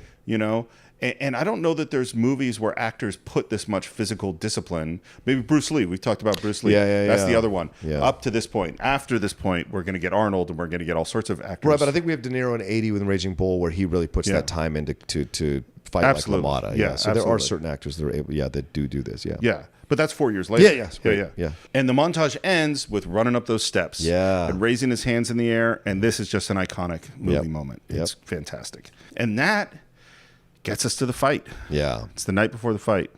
Rocky can't sleep. No. Goes down to the arena. It's a big room. Yeah.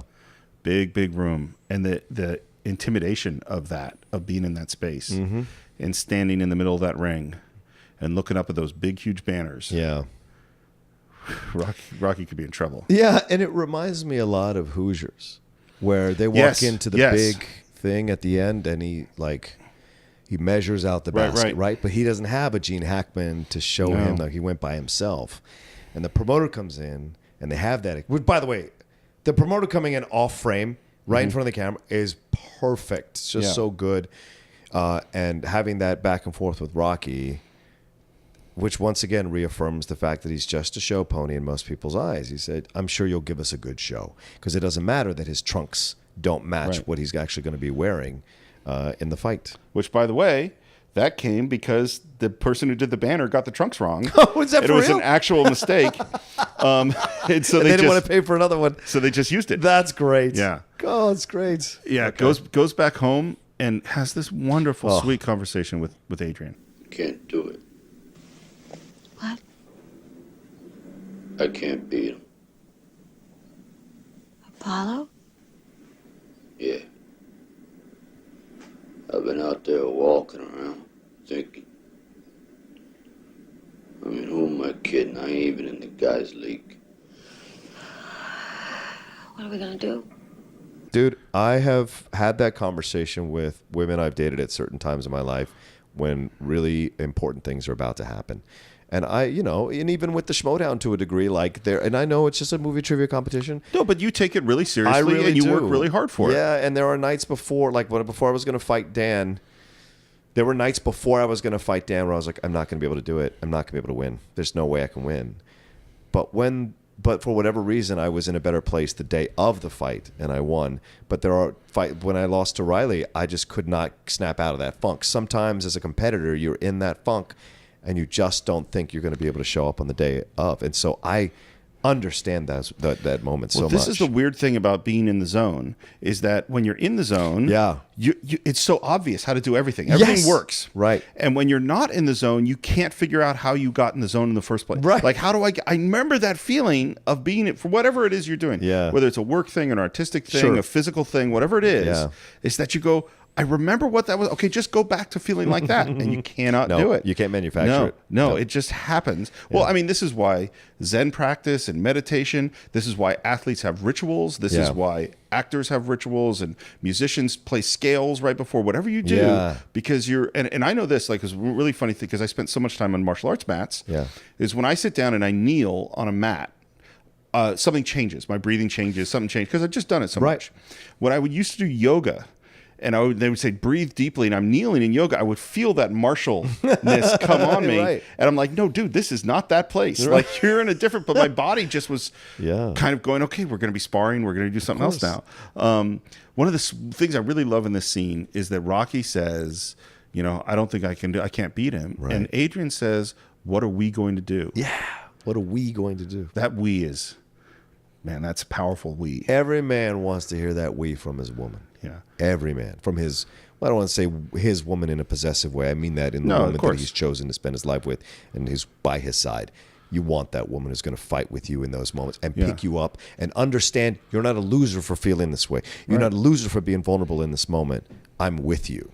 Absolutely. It's powerful, man. Yeah, it's a really powerful moment. Mm-hmm. And then Rocky says the key thing to the whole movie. Yeah. Yeah, it don't matter, because I was nobody before. Don't say that. Oh, come on, Adrian, it's true. I was nobody. But that don't matter either, you know?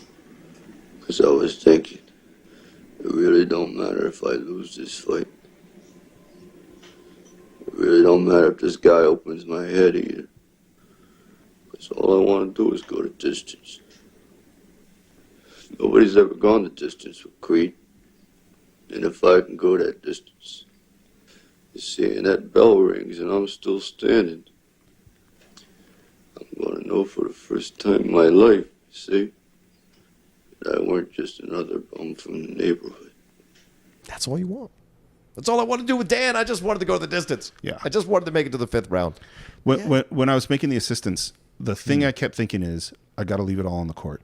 Yeah. Leave it all. I don't want to leave. I don't want to have anything I didn't leave behind. Right. No regrets. You know, there's that. And that's the thing. It's like, that's all we can do in the world. That's all we can put out there is everything we have. And the results of things, result is just a moment that you live in for a second. Yeah. Everything else is process, you know? And that's such a wise thing. That's it. Rocky is a wise man, you know? And that sets the tone for where we're going to go. Yeah. We go to prepping for the fight. It's very quiet. It's almost a silent preparation. Which I love. I do too. Love. The sound of the taped hands slamming into each other, the sound of the breathing in of the nose, even the like gasp, the mini gasp, it's like that they have with the nose. It's all of it is just so it lets you into the nuance of preparing for a fight. Yeah. And we head out to the ring. Rocky is wearing a big ad for the meat locker on his back, and we have the first instance of something we're going to see much more in the next two movies.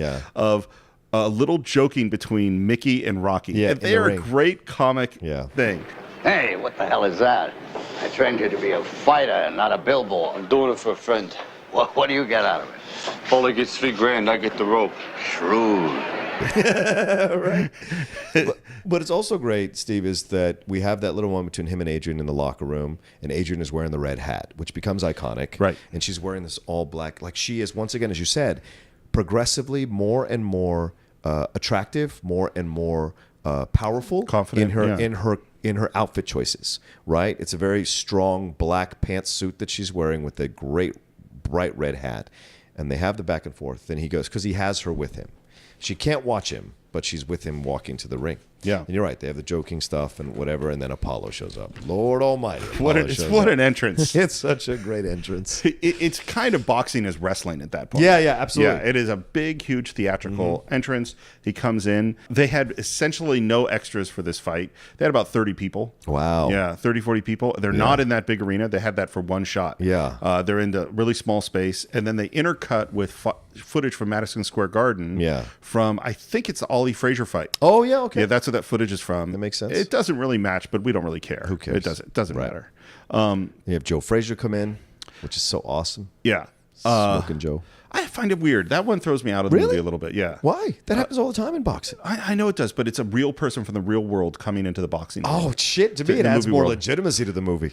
Yeah, it's funny. It's Philadelphia. He's a Philadelphia fighter. I listened to Stallone's commentary track. He doesn't like Frazier coming in. Wow, really? For that reason. Oh, interesting. But it's a taste thing because it's like when you have real newscasters in movies playing newscasters. That I agree with. Where it's sort of like, I was in a movie because it feels like, they're making a cameo in this movie. Yeah. Depends on I mean, listen, I love Rocky. This is not. Of course, this is like just a little like, okay. For me, it works because he's a Philadelphia fighter, Frazier. He is so connected to it, so it just made sense to me. Yeah. But I get it though. And even at this beginning, even though Rocky's about to fight him, you could tell Rocky's a fan of Creed. Yes. He admires him. Yeah. And Creed is trying everything he can to intimidate him and make him like feel terrible. And he's just kind of taking it in stride. And now we're ready for the fight to start. And something that occurred to me this time was that the movie is not slow. Yeah. But you feel like you lived a lifetime to get to this point. Yeah, before you get to the fight. Yeah, exactly. Yeah, you've been through a lot. You've lived with these characters. And part of that, I think, is that it doesn't have traditional structure. This is a character study movie. Right. This is not like 3 acts, here's what the movie is about, let's drive towards this goal. It's like, no, let's meet these people and spend time with them. Yeah. It almost walks the line. And I think that's why it was nominated for Best Picture, Steve, because it's not just a sports movie. It's not It's at a all. drama. Yeah. It's a drama that happens to be about boxing, but it's a drama. Absolutely. Yeah. Well, if you look at the films as they go on, several things happen. As Rocky gets pretty, Sylvester Stallone gets prettier. Yeah. The character gets somewhat smarter some of the time, and the fights get longer. Yes. That's what happens, particularly by the time you get to Rocky IV. Right. Rocky IV is like half. I like Rocky IV. Yeah, me too. But it's like half montages and fights. Agreed. As opposed to this film. So the fight starts, round 1, and immediately you see Creed's level of skill. Yes. And there's the bell for round 1. The most precise fight of the age as the fighters come into the center of the ring, looking at each other. Rocky just looking. Creed, the champion, sipping, flying those jabs out there, left-handed jabs right in the head. Bang. The champ stinging the slower challenger, jabs at will. In fact, it just looks like Rocky is blocking the blows with his face. And man, Carl Weathers can move. Yeah, I mean, the guy's can. a real athlete. Yep. And it is what Stallone says is he wanted choreography in 2 shots, as opposed to like close-ups and faking things. And they do. I mean, I don't think it's like the greatest fight choreography in the world. No. But storytelling-wise, it's really, really good. Yeah. And Creed is just hitting him at will, jabbing him at will, taking him apart. Rocky's got nothing, and then boom. Wait, I don't believe it. The champ is down. Yes, he is. That punch. And Which, once again, been foreshadowing to that moment, the body punch. Yeah. Yeah. Well, no, he knocks him down with an uppercut. Was it an uppercut? Okay, fair. I think it's an uppercut. Yeah, you're right. It's a body punch later. Later on. When he can almost beat him. He destroys him with body punches. That's right. But this is Good an call. uppercut. And to me, I think it's like that headbutt moment. It's like the fight with Mickey. It's everything he has in this moment goes into this punch and knocks Creed down. Right. It's such a good moment. Right, and then Stu and Nahan and the commentators are like, this is the first time Apollo Creed's ever been knocked down in a fight, blah, blah, blah. So it's even more amazing, that this ham and egger knocked him out. Absolutely. Knocked him down, rather, with one punch, And it's funny, something I thought about watching this time is that thing we talked about in other films is that great athletes need great rivals. Yes. And I don't think Creed's had a great rival. Doesn't seem like up to this point. Yeah. And now he's come face to face with a person in the ring that he can't intimidate, that he can't, that's just going to keep coming at him. Yeah. And that he didn't prep for as he would another fighter, as he would what would be a skilled or experienced fighter. And you're right, Steve, because earlier in the conversation with the promoter, way back an hour ago, when they're trying to figure out what to do with this fight, the promoter lists all the people who don't want to fight him or have put on weight or have left the country or whatever. Yeah. And it's just lets you know he doesn't have a rival because a rival would step up on 5 weeks' notice. Absolutely. To have a shot at him. Absolutely. Yeah. That's a good point. But Creed gets up and Yes, just takes Rocky apart, breaks his nose. First round ends. We have Rocky saying, man, this guy is great, which I love. Yeah. Which I love. And you have Creed, is it Creed who says he doesn't know this is a show? He thinks this is a damn fight. Yeah. Yeah. No, I think it's Tony. It's Tony Tony who says Tony that to him. says it. Yeah. It's a great moment. We start round 2. And now we see 2 things that are really important. Yeah. Creed's skill, Rocky's grit. Yeah. That's what this is about. That he's going to keep coming. Right. Yeah. His heart, man. Heart. Yeah. Which is what Mickey talked about earlier in the film. Yeah. And this is why this is about movies, is that skill is not dramatic. Right. Skill carries with it no emotion. It can be really fun to watch great skill. Yeah. It was really enjoyable to watch a beautiful fight or a beautiful fight choreography. Right. But it's not inherently emotional. It's exciting. It's thrilling. It's not emotional. Heart, toughness, character, that's emotional. This is why in tennis, people respect Sampras, Ivan Lendl, but people love McEnroe. People love Jimmy Connors. People love Andre Agassi. They don't carry the amount of titles that Sampras had, but they carry the heart, the grit, the showmanship. And it's what makes people gravitate to these kinds of sports heroes.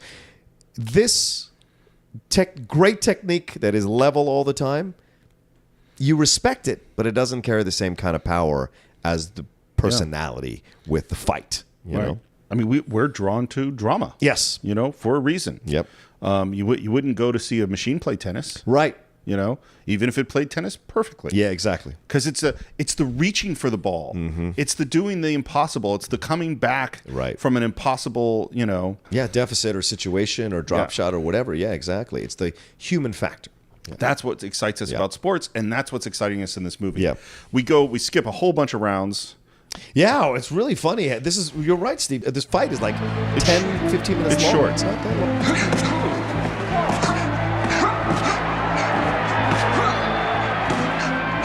Bill Conti's score during this fight is so great. The low bass, all of that, like that just lets you know that it gives you that feeling that Rocky is operating from that grit in his gut. You know, the barbed wire, the broken glass in his gut. And it's coming from there. It's the animalistic. It's so great that it carries you to believe in him and to go into the fight and through the rounds rather, and then to round 14 where he starts to do the body punches because he has no other option. Like he's got to do that to stay alive. You know. And just to be clear, humans don't really take punches the way they take punches in Rocky movies. Yeah, no, because they put their hands up and they defend. Yeah. Professional boxers do not get hit like that. You know, there's a lot of defense that's involved that they didn't do any of that. Well, and if you take, let's say, 3 of those huge punches, almost at any fight you've ever seen, that's it. Yeah, you know, done. The way you're teeing up, and Rocky's just head forward, getting punched for 15 rounds. Yeah.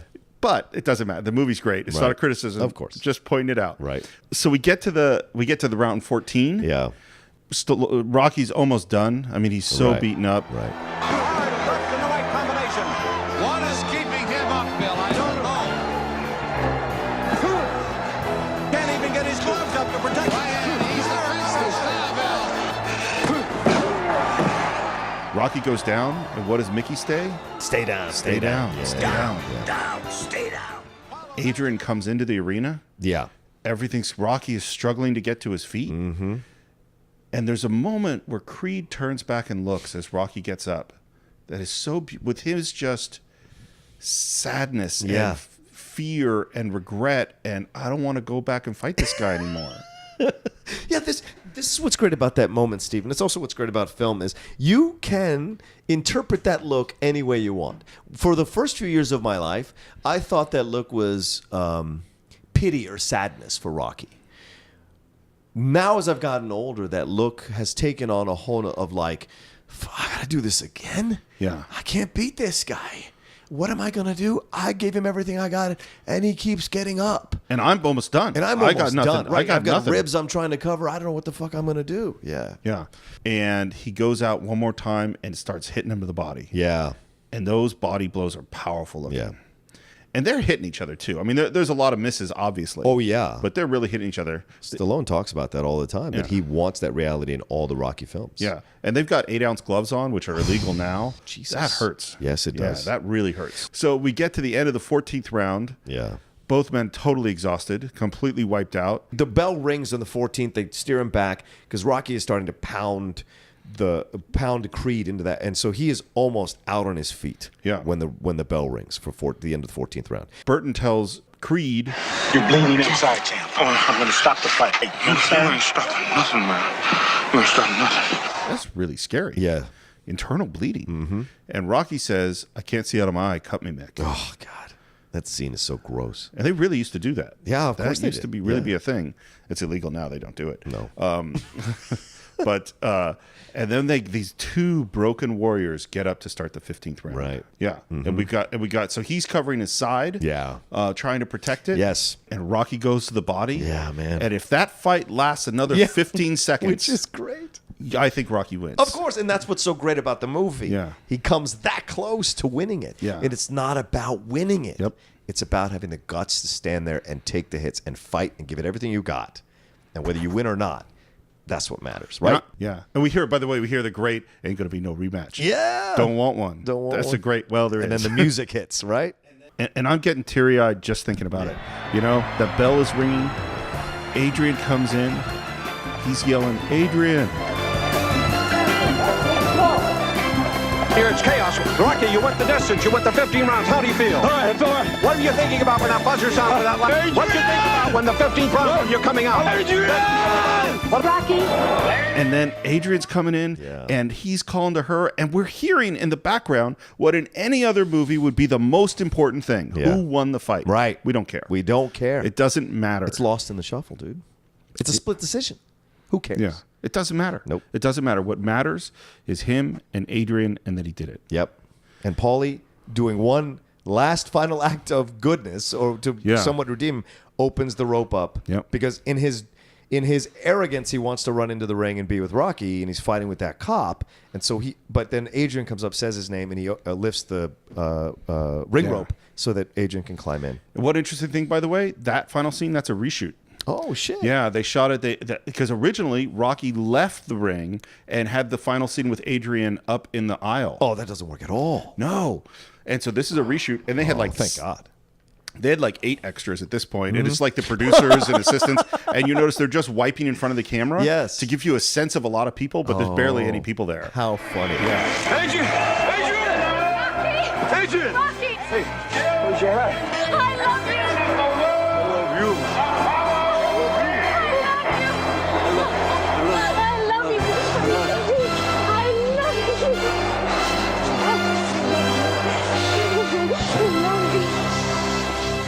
And it's a great exchange between them because they haven't said they love each other yet that we've seen on screen. Yeah. And she says it to him first. She says, I love you. I love you. And I love you. Right. And then she just keeps saying it over and over again because she's wanted to say it to him probably for quite some time. But once again, her walls, her history of being abused by people in her life who she's given her heart to, this is the moment that she can give it to him because she sees what he has confronted, and he sees that he loves her enough that he does not ask her to be by the ring. He is okay with whatever she's comfortable with. And she comes down to him, which I think is really powerful. Like she's choosing in that moment to be, in essence, his life partner. Absolutely. You know? And so in that, and running into the ring, holding him, telling him, and it's just a great, powerful moment. And the music hits and the thing ends. And it's so great. And it's interesting. We'll learn these things more later in the films, but it's pretty clear she doesn't love boxing. No. She loves him, right? And boxing is part of him, and that's it. You know what I mean? Yeah, most of the wives, because I've followed boxing since I was like 15 years old. You know, most of the wives aren't fans of boxing. No. They love them. They love their men, and their men. This is their career. This is their job. So they're there to support them. But most of them have a really hard time watching them fight. You know, because logically you could die at any moment. You know. So this little movie comes out, and it becomes this huge hit. Yeah, and that's a magical thing that because it is, again, it's the one in a million. Yeah, that it actually happens for Stallone, and he gets nominated for both writer and actor, which only 2 other people have been done that: Charlie Chaplin and Orson Welles. Wow, the only other 2 have been nominated for both writer and actor. What company? In the same film? Yeah, Series Company. Yeah. The movie wins Best Picture. Yeah, and deservedly so, and it spawns many sequels. Yeah, and I was thinking about this. I was thinking, if you look at this as a series of films, this might be the most successful artistically series of films I can think of, because like you look at Star Wars, and Star Wars has the first 2 are great. Yeah, the third one is okay. Sure. The prequels are terrible. And then you get to the new ones, which are good. Yeah. So that's 8 films, and we have 5 winners, or not even 5 winners. 4.5 winners. You look at Star Trek, and we alternate good and bad films. Yeah. You look at the Bond films, long series of films, most of them terrible. Right. You look at Rocky films, we've had 7 now. 7 of which I would say 5 of them are good, really good. Yeah. And one of them is pretty good. Yes. And then one that's not good. Yeah. That's a really good record. I would agree with that. It's a really successful thing that really is run by Stallone up until you get to Creed. Yeah, I would say Creed and Rocky are the top 2 of the entire series of the franchise. But like 2, 3, and 4, I love all are fantastic and eminently rewatchable. Totally. 5 has a cheese factor. The fight is great. Fight's really good at the Up end. until the fight, it's all bullshit. I think the opening is great. I think if nowadays you could have done the brain damage storyline so much more powerfully. Sure. But Stallone said he learned from 5 that people don't want to watch their heroes die this way. No. And so that's why he brought him back in Balboa that way, and of course in Creed as well. Because in Creed he gives him cancer. He doesn't give him brain damage, which is a little more logical to brain damage, but he chooses the easier people get route. cancer. Yeah, exactly. Right. And Creed has that same character-based story thing with a lot of heart and movingness. So that that's pretty amazing to keep a franchise alive and stay true to a very subtle character over such a long period of time. I mean, it's 41 years ago. That's pretty amazing. It is. So, what are your final thoughts on Rocky? I absolutely love Rocky so much. It has affected my life in so many ways. It is a franchise that I come back to many, many times. The character of Rocky Balboa has inspired me in many times in my life, and I'm sure I'm not alone in a majority of people listening to this episode of this podcast, because he's an iconic character for that reason. The underdog fighting against the odds. Not all of us are born with silver spoons in our mouths with everything laid out for us. Most of us have to fight for what we have in life, and that's what Rocky represents. And he has this sweetness, this vulnerability, this gentleness that a lot of us would like to have, and have somewhere in deep inside of us, or have it like as a prevalent thing in our lives where we identify with it and we cheer for him because we want to win too with him. We want him to win so badly, and the film itself takes its time, which is what's so fantastic about this. And I think that's the reason it won Best Picture. It's one of those rare sports films that wins Best Picture. Maybe the only one, if I remember correctly. I might be wrong, but I think it might. Oh, Chariots of Fire won Best Picture too, which is one of my favorites, bar none. And so, but once again, both those films about character study more than the fight, right? And I think that's what we see here in Rocky. We see this guy down on his luck.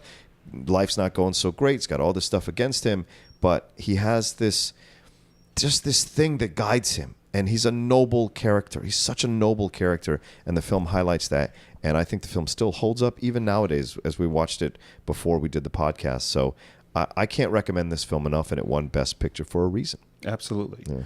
For me, we've talked about a lot of movies, and we've talked about movies that were really scary. We talked about movies that were really thrilling and exciting. We talked about a few films which I described as perfect movies, which is a strange category of just everything in its right place, no moment wasted. The word that keeps coming to mind for Rocky is this is special. Yeah. This is special. You're kind of feel privileged, or I do, to have spent some time with Rocky Balboa. And I think part of the reason it's so special for me is that it is a deeply compassionate movie. Is that the love it has for these people, broken and rough edges and pain and anger and loss and sadness, and it just loves them. And Rocky loves these people unconditionally, and we do too. And it's interesting in a movie that has violence at its core to be loving and compassionate and filled with heart. That's so...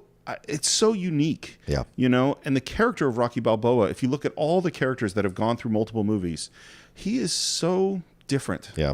He's not that smart. He's not that articulate, but you just have to love him, And I think it's because he has so much love inside of him. And he has so much love in spite of all the pain that he has. And he carries around real pain. It's an inspirational movie. And, it works me still to this day. Thinking about it now, the eyes are a little teary. Yeah, it really, really moves me. So that's what we think about Rocky. We'd love to hear what you think. Please visit us on Facebook at the Cine-Files, CINE-FILES. Subscribe to us on iTunes. Leave a review there. Go subscribe to us on YouTube if you'd rather get your podcast that way. Leave your comments on YouTube. We love seeing them. You can subscribe to us on Stitcher. And now you can join the Cinephile family by joining us on Patreon.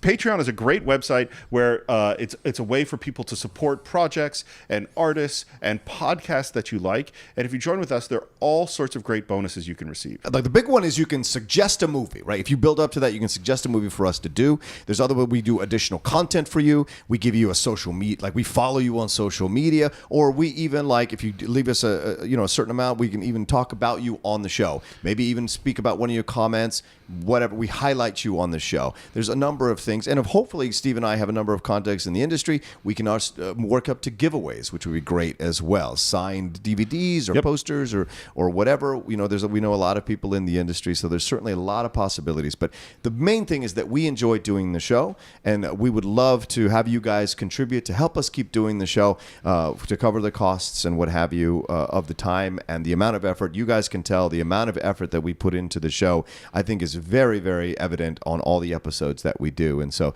we'd love for you guys to come in and be one of our patrons through the Patreon page. And as you know, one of our favorite things is interacting with you. Yeah. That the podcast has gotten better because of your film suggestions, because of your ideas, and joining us on Patreon is even a better way that you can become involved in the Cine-Files and hopefully in episodes down the line. Absolutely. So we'd love to have you do that. As always, you can reach me at SR Morris. John, where can they reach you? You guys can always reach me at The Rocha Says, ROCHA, on Twitter and on Instagram. Please always look out every Thursday morning for the Outlaw Nation podcast on the Schmoes Plus podcast channel, every Friday at 10 a.m. on Collider Movie Talk, and then there'll be some other stuff coming down the pike, which I will announce on all my social media, so please follow me there again. That sounds good, and that's it for this week. We'll see you next time on the Cine-Files.